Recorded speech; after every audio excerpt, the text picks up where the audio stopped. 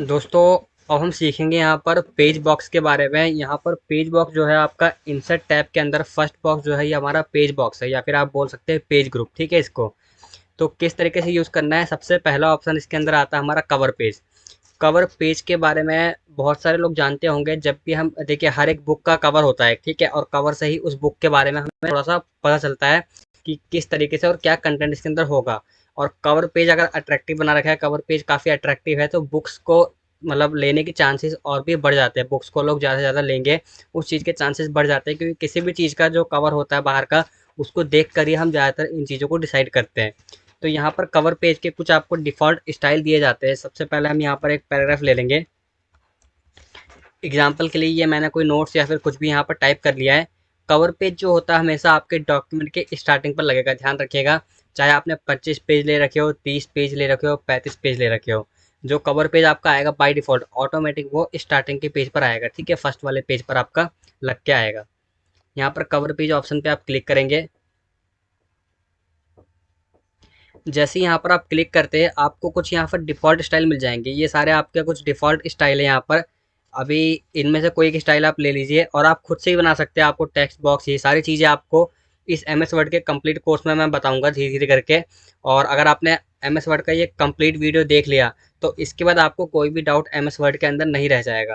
तो यहाँ पर आइए देखते हैं कवर पेज। जैसा हमने ये ले लिया, अब यहाँ पर डॉक्यूमेंट का टाइटल क्या रखना है। जैसे मुझे रखना है यहाँ पर डॉक्यूमेंट का टाइटल माइक्रोसॉफ्ट वर्ड।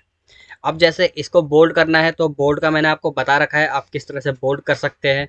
अगर आपको लग रहा है कि मुझे ये फ़ॉन्ट जच नहीं रहा, थोड़ा-सा मुझे चेंज करना है, तो आप फ़ॉन्ट को चेंज कर सकते हैं। आप यहाँ पर टाइप कर लीजिए, देखिए ये कितना अच्छा लग रहा है, माइक्रोसॉफ्ट वर्ड लिखा हुआ, ठीक है। आप चाहे तो इसको वापस से, अगर बोल्ड आपको नहीं करना, तो आप इस तरीके से कर दीजिए। डॉक्यूमेंट का सबटाइटल जैसे विनवर्ड या किसी के द्वारा बनाया गया वो आपको लिखना है। तो मान लीजिए मैं लिख देता हूँ बाय द कंप्यूटर गाइड। यहाँ पर लिख दिया बाय द कंप्यूटर गाइड। इसको अगर आपको बोल्ड या इटैलिक करवाना है वो आप करवा सकते हैं। आपको इसका कलर चेंज करना है तो आप कलर चेंज कर सकते हैं, क्योंकि कवर पेज का मतलब ये नहीं है कि जो उसमें डिफ़ॉल्ट दिया हुआ है आपको वही रखना है। आप उसके अंदर जाके चीज़ों को चेंज कर सकते हैं।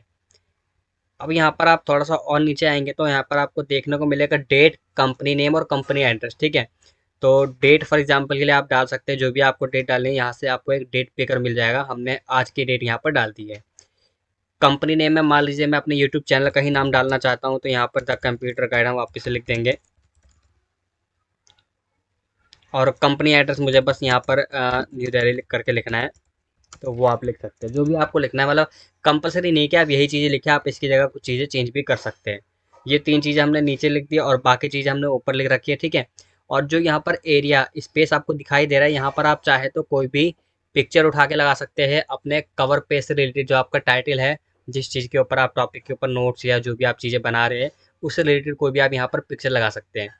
अब मैं आपको इसका एक बार प्रिंट प्रीव्यू दिखाता हूँ, मतलब प्रीव्यू दिखाता हूँ किस तरीके से ये आपको दिखेगा।